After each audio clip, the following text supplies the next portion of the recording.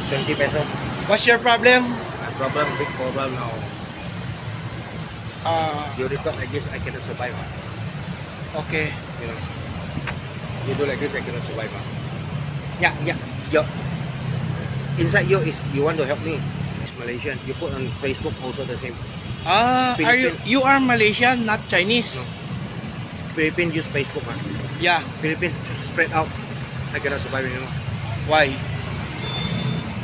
Everyone know. Even I want to find work also, but cannot. They don't want.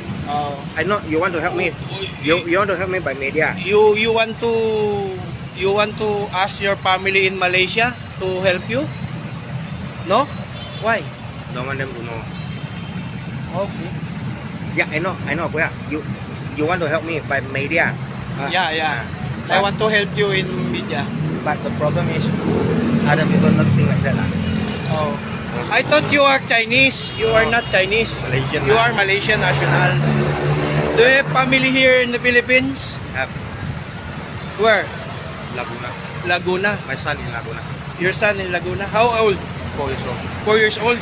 Where's your wife? Laguna also. But they didn't know me become. I did. You are separated already to your wife? Not yet. Not yet. Because I lost my phone, cannot contact anyone. Okay.